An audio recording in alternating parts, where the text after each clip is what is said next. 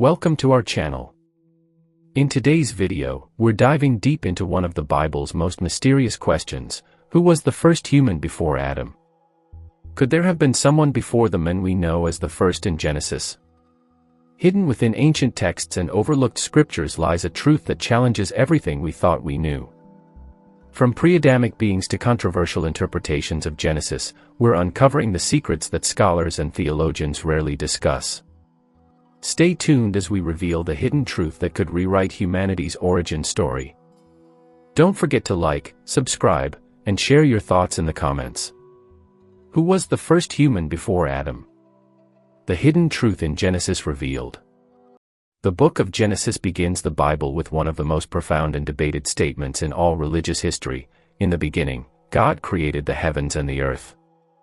For millennia, believers and scholars alike have accepted Adam as the first human, created by God from the dust of the ground. But recent interpretations and archaeological discoveries have raised compelling questions. Was Adam truly the first human? Could there have been people before Adam?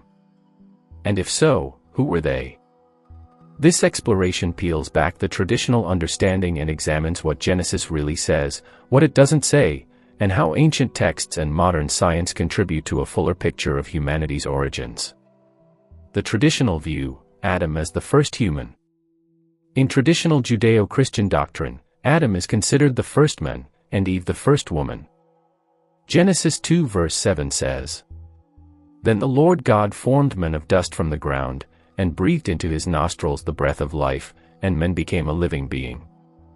This has been widely interpreted to mean Adam was the very first human.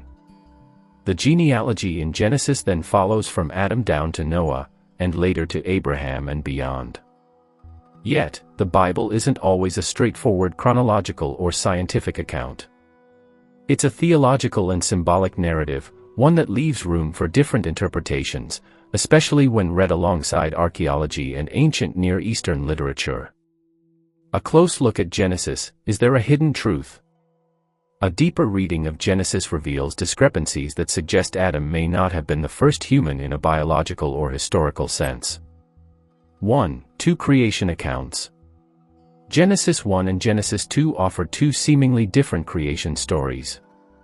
In Genesis 1 verses 26 to 27, God creates mankind in his image, both male and female.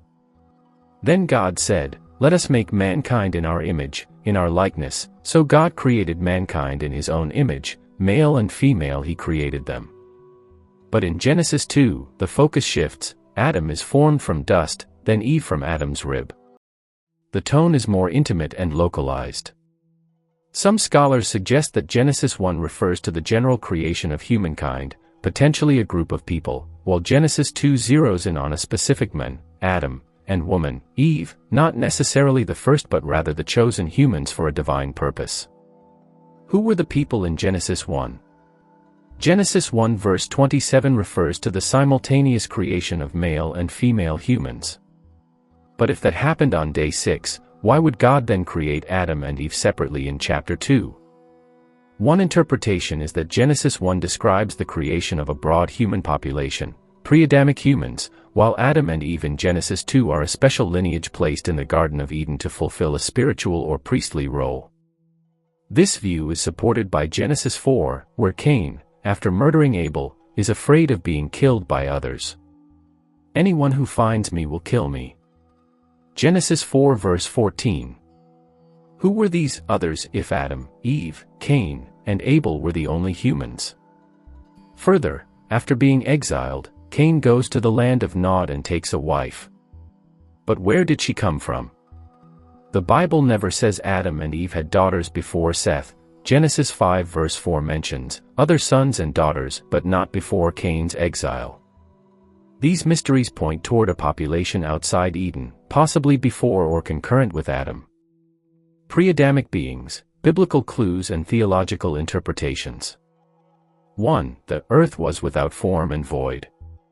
Genesis 1 verse 2 says, "The earth was without form and void, and darkness was upon the face of the deep." Some theologians, especially in older Christian traditions, interpret this as a clue that something existed before the six-day creation account. The gap theory, popularized in the 19th century, proposes a time gap between Genesis 1 verse 1 and 1:2. In this view, God originally created the heavens and the earth, then a cataclysm, perhaps involving the fall of Lucifer, rendered the earth formless and void, after which God recreated it. This recreation begins with day 1. This idea leaves open the possibility of earlier life forms, including intelligent beings, who existed before Adam. 2. The Nephilim and sons of God. Genesis 6 verses 1-4 introduces mysterious figures. The sons of God saw that the daughters of men were beautiful, and they married any of them they chose. The Nephilim were on the earth in those days, and also afterward. Who were these sons of God? Were they angels? Were they divine beings or descendants of a pre-Adamic race? The Hebrew word Nephilim is often translated as giants, but its root meaning implies something fallen or cast down. This passage is cryptic, but it strongly suggests that other powerful beings, not descended from Adam, existed and interacted with humans. Theological implications. Adam as the first covenantal human. If Adam wasn't the first biological human, what was he? Some scholars, such as John Walton, argue that Adam was the first representative human, chosen by God to enter into a divine covenant. Walton's functional origins view proposes that Genesis 2 is less about biology and more about sacred space, God placing Adam in Eden as a kind of priest to tend the garden, which is itself a symbolic temple. In this view, other humans may have existed, but Adam and Eve were set apart for a unique purpose. The narrative, then, is not about the origin of humanity but the origin of God's covenant with humanity. This aligns with the structure of ancient Near Eastern texts, which often center around chosen figures rather than universal genealogies. Science and prehistoric humans. From an anthropological perspective, Homo sapiens have existed for at least 200,000 years. Fossils and genetic data show that modern humans spread from Africa and interbred with other hominin species, such as Neanderthals and Denisovans. If Adam lived around 6,000 to 10,000 years ago, as some chronologies suggest, then humans clearly existed long before. This doesn't necessarily contradict Genesis if we understand Adam not as the first human but as the first to be in relationship with God in a covenantal way. Some Christian scientists and theologians refer to Adam and Eve as archetypes, symbolic representatives of humanity. Others argue for a historical Adam who was chosen from an existing population. Ancient texts outside the Bible. The Bible is not the only ancient document that addresses human origins. Mesopotamian texts such as the Epic of Gilgamesh and the Atrahasis epic contain stories of gods creating humans from clay, floods, gardens, and divine knowledge, all of which echo Genesis. These texts may reflect a shared cultural memory or cosmology in the ancient Near East. Significantly, they often describe humans existing before chosen individuals are given wisdom or tasked with maintaining divine order. This supports the idea that Adam could have been a selected figure among many humans, chosen to receive divine instruction. The hidden truth in Genesis, a synthesis.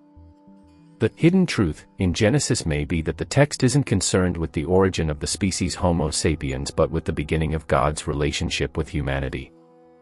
This relationship begins with Adam, not necessarily because he was the first human, but because he was the first to be given spiritual responsibility, naming the animals, tending the garden, walking with God. If we accept that others existed before or alongside Adam, many puzzling verses become clear. Cain fears others will kill him. Cain finds a wife outside Eden. Civilizations like Nod and cities like Enoch appear early. The Nephilim and sons of God suggest a broader population.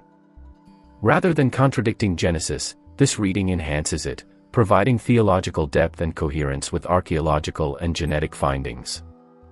So, who was the first human before Adam? From a biological standpoint, many humans likely lived before Adam. Genesis may hint at them through subtle references: Cain's fear, the land of Nod, and the Nephilim. The first human in Genesis may not mean first ever, but first chosen, first covenantal, first to receive divine breath in a symbolic sense. The hidden truth, then, is not about discrediting Genesis, but about reading it more richly, understanding it as a sacred story about divine purpose, not merely historical sequence. Adam's story is not the beginning of all humans but the beginning of our sacred story with God. Whether you interpret Genesis literally, symbolically, or theologically, the evidence suggests that humanity's origin is more complex and more fascinating than once believed. Thanks for watching. If today's deep dive into the mystery of the first human before Adam opened your eyes, make sure to hit that like button and subscribe for more thought-provoking content. The Genesis narrative holds layers of hidden meaning. What we uncovered today is just the beginning. Do you believe there were humans before Adam? Or do you think the traditional story still holds strong? Let us know your thoughts in the comments below. Don't forget to share this video with others who are searching for truth beyond the surface. Until next time, keep questioning, keep exploring, and stay curious.